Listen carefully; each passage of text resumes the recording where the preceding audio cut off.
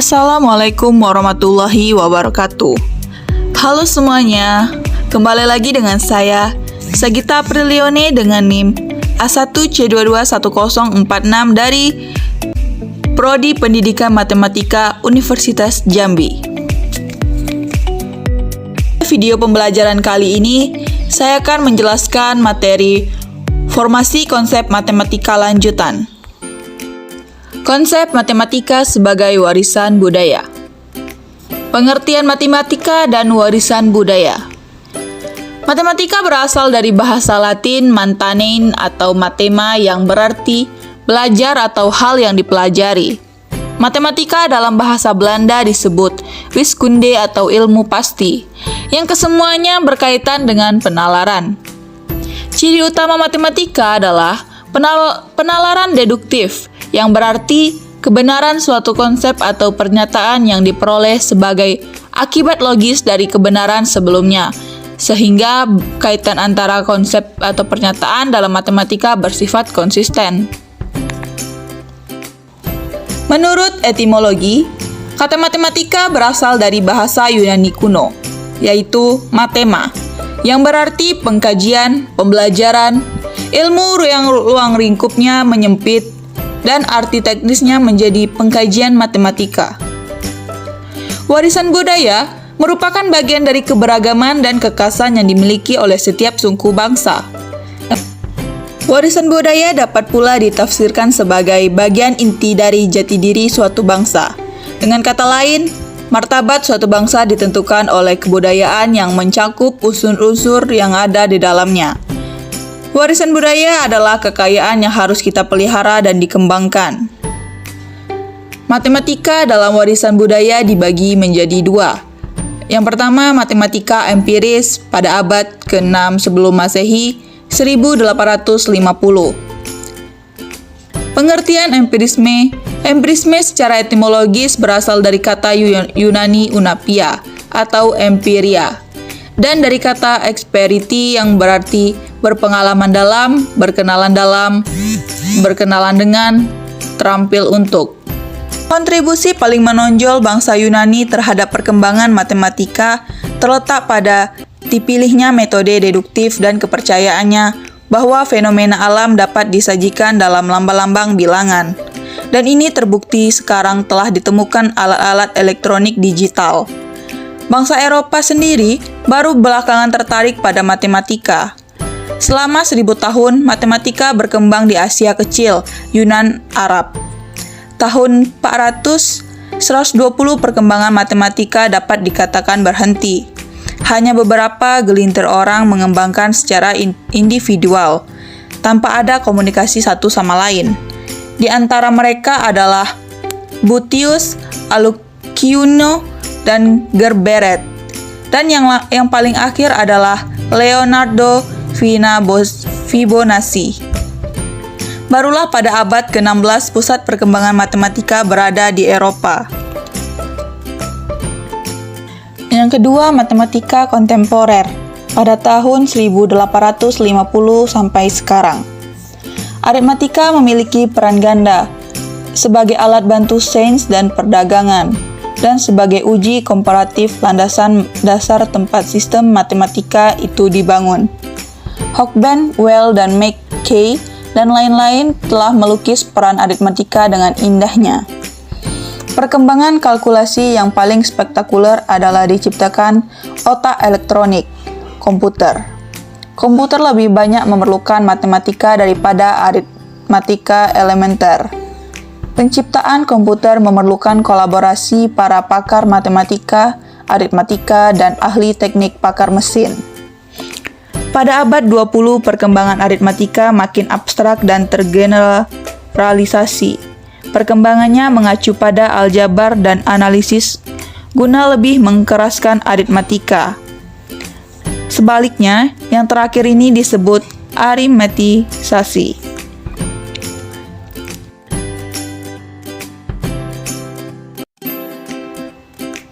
Konsep matematika sebagai kekuatan pemikiran konseptual. Pemikiran konseptual memberikan kekuatan besar untuk menyesuaikan diri terhadap lingkungan. dan membuat lingkungan agar menjadi bagian dari kita. Kekuatan konsep juga datang dari kemampuan untuk mengkombinasi dan menghubungkan berbagai pengalaman berbeda dan kelompok berbeda. Semakin abstrak suatu konsep, maka semakin membangkitkan kekuatan kita untuk melakukan klasifikasi. Kontribusi lain dari kekuatan berpikir konseptual adalah berkaitan dengan pendeknya daya ingatan kita. Semakin tinggi konsep yang diwakili suatu simbol, maka semakin banyak pengalaman yang terkandung di dalamnya. Matematika merupakan yang paling abstrak dan juga yang paling kuat untuk semua sistem teoretik. Tetapi juga ekonomis, orang-orang bisnis serta ahli selalu menggunakan untuk pekerjaannya. Sehingga berpikir konseptual dalam memecahkan masalah matematika adalah kemampuan siswa untuk membuat gambaran mental secara utuh dari objek-objek yang saling berkaitan. Menentukan objek sebagai kunci, sebagai dasar untuk membuat strategi penyelesaian masalah matematika yang sedang dihadapi. Contoh berikut menunjukkan pemikiran konseptual dalam menyelesaikan masalah. Meskipun masalah yang diberikan sangat sederhana, sehingga mungkin bukan masalah bagi kebanyakan siswa. Selesaikan 85 dikali 62. Siswa yang berpikir konseptual akan menyelesaikan masalah dengan cara metode pertama, siswa menjelaskan bahwa menjumlahkan 62 sebanyak 85 kali untuk mendapatkan hasil dari 85 dikali 62. Metode kedua, siswa mengatakan bahwa pertama saya kalikan 5 dikali 62. Berikutnya saya kalikan 80 dikali 62. Hasilnya 310 ditambah 4960 sama dengan 5270. Metode ketiga, siswa mengatakan saya bagi masalah menjadi 4 bagian, yaitu 60 dikali 80 sama dengan 4800, 60 dikali 5 sama dengan 300, 2 dikali 80 sama dengan 160, dan 2 dikali 5 sama dengan 10, sehingga hasil jumlahnya adalah 5270. Metode keempat, siswa mengatakan, pertama saya bulatkan 85 ke 90, kemudian saya kalikan 90 kali 62, lalu saya kalikan 62 dikali 5. Kemudian saya kurangi 310 dari 5580 dan mendapatkan hasil 5270. Bukti matematika dalam warisan budaya. Yang pertama, matematika murni dan terapan dan estetika. Matematika muncul pada saat dihadapinya masalah-masalah yang rumit yang melibatkan kuantitas, struktur, ruang, atau perubahan. Seperti di sebagian besar wilayah pengkajian, ledakan pengetahuan di zaman ilmiah telah mengarah pada pengkhususan di dalam matematika. Satu perbedaan utama adalah di antara matematika murni dan matematika terapan, sebagian besar matematikawan memusatkan penelitian mereka hanya pada satu wilayah ini, dan kadang-kadang pilihan ini dibuat sedini perkuliahan program sarjana mereka. Beberapa wilayah matematika terapan yang telah digabungkan dengan tradisi-tradisi yang bersesuaian di luar matematika dan menjadi disiplin yang memiliki hak tersendiri, termasuk statistika, riset operasi, dan ilmu komputer. Mereka yang berminat kepada matematika seringkali menjumpai suatu aspek estetika tertentu di banyak matematika. Kedua, notasi, bahasa, dan kekakuan. Bahasa matematika dapat juga terkesan sukar bagi para pemula. Kata-kata seperti atau dan hanya memiliki arti yang lebih presisi daripada di dalam percakapan sehari-hari. Kaku secara mendasar adalah tentang bukti matematika. Para matematikawan ingin teorema mereka mengikuti aksioma-aksioma dengan maksud penalaran yang sistematik. Aksioma menurut pemikiran tradisional adalah kebenaran yang menjadi bukti dengan sendirinya. Tetapi konsep ini memicu persoalan. Pada tingkat formal, sebuah aksioma hanyalah seutas dawai lambang yang hanya memiliki makna tersirat di dalam konteks semua rumus yang terturunkan dari suatu sistem aksioma. Inilah tujuan program Hilbert untuk meletakkan semua matematika pada sebuah basis aksioma yang kokoh. Tetapi menurut teorema kelengkapan Gödel, tiap-tiap aksioma yang cukup kuat memiliki rumus-rumus yang tidak dapat ditentukan oleh karena itulah suatu aksiomatisasi terakhir di dalam matematika adalah mustahil. Meski demikian, matematika sering dibayangkan dalam konteks formal tidak lain kecuali teorema himpunan di beberapa aksiomatisasi, dengan pengertian bahwa tiap-tiap pernyataan atau bukti matematika dapat dikemas ke dalam rumus-rumus teori himpunan. Konsep belajar matematika. Untuk pembelajaran konsep matematika, Sunardi mengemukakan beberapa faktor yang mempengaruhi mudah atau sulitnya orang belajar konsep, yaitu 1. Kejelasan dan kekonkretan ciri-ciri utama definisi. 2. Tersedianya definisi. 3. Penyajian contoh-contoh positif. 4. Penyajian contoh-contoh negatif. 5.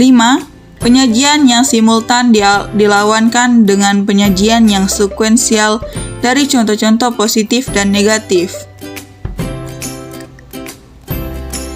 Koney Tambunan 1987, Suradi 2001 mengemukakan beberapa langkah yang dapat ditempuh dalam mengajarkan konsep matematika, khususnya pada siswa yang berada pada tahap berpikir operasi formal. Yang pertama, pendefinisian atau defining. Membuat definisi adalah langkah yang baik karena definisi menggunakan bahasa yang sangat singkat, tetapi padat dan juga terstruktur. Dalam mengajarkan definisi, sebaiknya dibuat blok-blok untuk dipelajari, karena mungkin beberapa siswa tidak dapat memahami rangkaian kata penting yang dapat diambil dari definisi. Untuk itu, definisi seringkali ditulis dalam bentuk pengkelasan seperti berikut. Kalimat 1 adalah kalimat 2 sehingga kalimat 3. 1 diisi setelah yang didefinisikan. 2 diisi istilah yang merupakan superset dari kumpulan objek dari istilah yang didefinisikan. 3 diisi satu atau lebih ciri-ciri khusus yang dimiliki oleh istilah yang didefinisikan. Sebagai contoh, jajar genjang adalah segi empat yang memiliki dua pasang sisi sejajar. Yang pertama, jajar genjang, istilah yang didefinisikan. Yang kedua, segi empat atau superset dari jajar genjang. Yang ketiga, dua sisi sejajar atau ciri khusus yang dimiliki oleh jajar genjang. Kedua, menyatakan syarat cukup.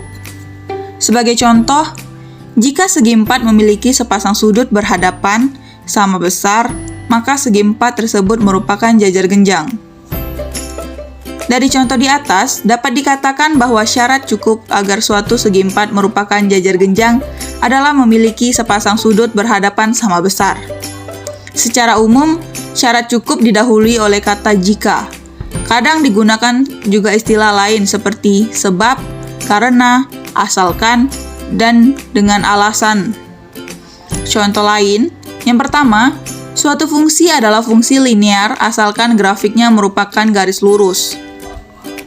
Kedua, persamaan 14x² dikurang 9y² sama dengan 144 adalah hiperbola sebab bentuknya a² x² dikurang b² y² sama dengan a² b². Dengan logika syarat cukup, siswa diharapkan mampu mencari contoh objek yang dinyatakan oleh konsep sehingga langkah syarat cukup mempermudahkan penerapan dari konsep. Ketiga, memberi contoh. Contoh-contoh adalah objek-objek yang ditunjukkan oleh konsep, yaitu anggota-anggota himpunan yang ditentukan oleh konsep tersebut. Contoh-contoh yang diambil dalam memperjelas konsep yang dipelajari, karena bersifat definitif, spesifik, dan mudah dikenal. Untuk itu diharapkan contoh yang dipilih adalah yang sederhana, kemudian siswa dituntun untuk mencari contoh-contoh sendiri. Sebagai contoh, penyelesaian dari suatu persamaan adalah nilai-nilai yang apabila disubstitusikan pada persamaan itu menghasilkan kalimat yang bernilai benar. Untuk memperjelas konsep ini, guru dapat memberikan contoh dari konsep itu seperti berikut ini. X sama dengan 2 adalah penyelesaian dari persamaan X kuadrat ditambah 2X kurang 8 sama dengan 0. Tidak semua konsep dapat diberikan contohnya. Misalkan konsep tidak ada bilangan prima genap yang lebih besar dari 2. Maka tidak mungkin dapat diberikan contoh untuk konsep ini. Yang keempat, memberikan contoh serta alasan.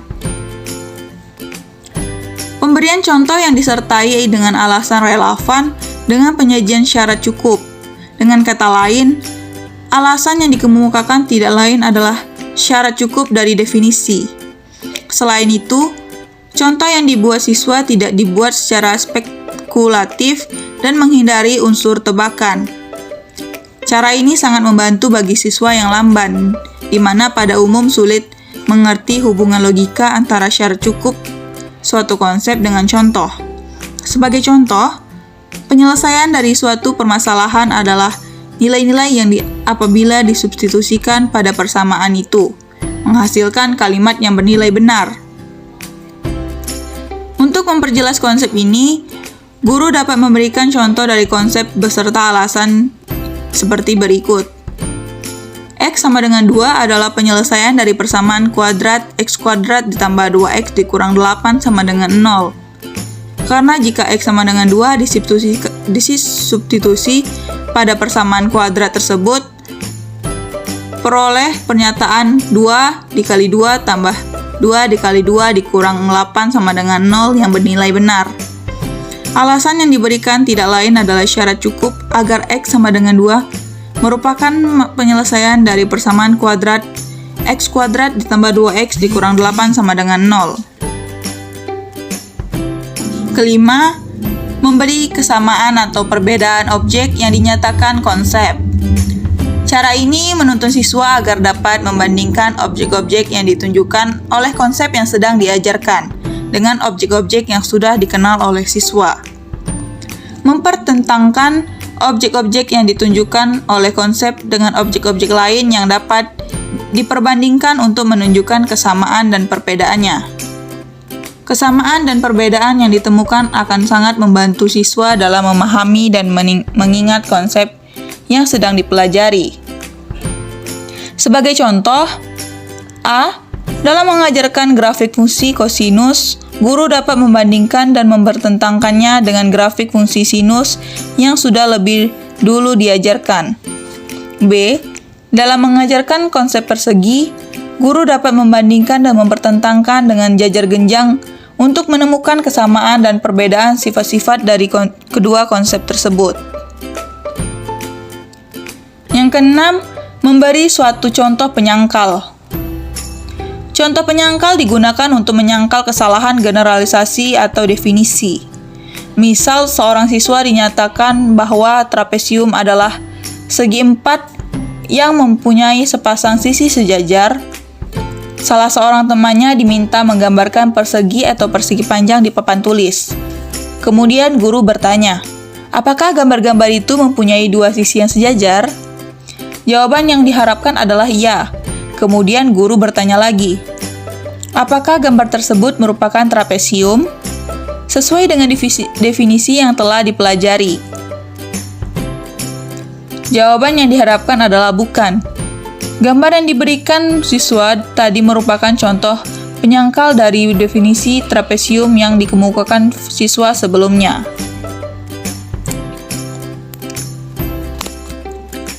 7. Menyatakan syarat perlu. Untuk menunjukkan pernyataan merupakan suatu syarat perlu, biasanya digunakan tanda linguistik, harus atau hanya jika. Contoh, sebuah segi 4 adalah jajar genjang hanya jika atau harus kedua pasang sisi yang berhadapan sejajar. Kedua pasang sisi yang berhadapan sejajar merupakan syarat perlu agar sebuah segi empat disebut jajar genjang. Syarat perlu sangat berguna untuk menghindari kesalahpahaman konsep, karena dengan syarat perlu, kita dapat mengidentifikasi contoh objek yang tidak dinyatakan oleh konsep. 8. Menyatakan syarat perlu dan cukup. Untuk menyatakan objek suatu konsep mempunyai syarat perlu dan cukup. Biasanya digunakan kata jika dan hanya jika. Dengan menyatakan syarat perlu dan cukup, memungkinkan siswa menguasai konsep dengan baik. Karena syarat cukup dapat mengidentifikasi contoh, sedangkan syarat perlu dapat mengidentifikasi bukan contoh. Siswa mungkin tidak dapat menangkap adanya syarat perlu dan cukup dalam kalimat. Segi banyak beraturan adalah sama sisi dan sama sudut. Lain halnya dalam kalimat, segi banyak adalah beraturan hanya jika dia sama sisi dan sama sudut. Jika ada dua syarat yang perlu untuk menjadikan segi banyak menjadi beraturan, yaitu sama sisi dan sama sudut. Jika kedua syarat itu dikonjungsikan, maka terjadilah syarat cukup. 9. Memberikan bukan contoh. Bukan contoh suatu konsep adalah objek yang tidak termasuk dalam kumpulan yang ditentukan konsep. Bukan contoh biasanya diberikan jika siswa melupakan satu atau lebih syarat perlu dari konsep suatu objek. Sebagai contoh, dalam menjelaskan faktor persekutuan dari dua buah bilangan, misalnya 12 dan 24, guru dapat memilih bilangan 4 dan 6 sebagai contoh. Faktor persekutuan dari kedua bilangan itu adalah memilih 8 sebagai bukan contoh. Guru dapat menunjuk bahwa 8 memang dapat membagi 24, tetapi tidak dapat membagi 12. 10. Memberi bukan contoh disertai alasan. Langkah ini setara dengan memberi contoh disertai dengan alasannya. Alasan yang menyertai bukan contoh adalah kegagalan untuk dipenuhinya syarat perlu. Memberi bukan contoh disertai alasannya adalah langkah yang efektif untuk mengajarkan konsep. Kegunaan memberikan bukan contoh bersama dengan alasannya akan nampak dengan jelas jika guru mengajar siswa yang belajar lambat. Siswa seperti ini tidak selalu melihat hubungan antara bukan contoh dengan syarat perlu. Guru biasa dengan sengaja menunjuk hubungan itu pada siswa. Contohnya, segi banyak adalah beraturan jika dan hanya jika dia sama sisi dan sama sudut. Ada dua syarat perlu agar suatu segi banyak menjadi beraturan, yaitu sama sisi dan sama sudut. Jika salah satu sisi atau kedua syarat perlu tidak dipenuhi, maka suatu segi banyak bukan beraturan atau bukan contoh, atau dinyatakan dengan kalimat implikatif sebagai berikut. Yang pertama, jika sisi-sisi segi banyak tidak sama, maka segi banyak tersebut tidak beraturan. Yang kedua, jika sudut-sudut segi banyak tidak sama, maka segi banyak tersebut tidak beraturan. Baiklah, di akhir video saya akan memberitahu bukti bahwasanya video pembelajaran ini adalah saya sendiri yang membuatnya. Yang pertama, di sini saya menggunakan 4 aplikasi. Ada YouTube, TikTok, CapCut, dan terakhir perekam suara. Di YouTube, saya mencari tutorial bagaimana cara membuat video pembelajaran animasi. Seperti ini. Dan di TikTok, saya juga mencari tutorial singkatnya atau tutorial cepatnya cara membuat video animasi. Terkadang di YouTube kan terlalu panjang, jadi saya mempunyai ide lain, kan juga bisa melihat dari TikTok. Jadi saya gunakan aplikasi TikTok ini sebagai media cepatnya, seperti itu.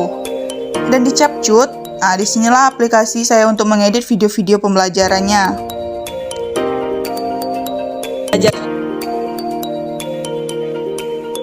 Seperti ini.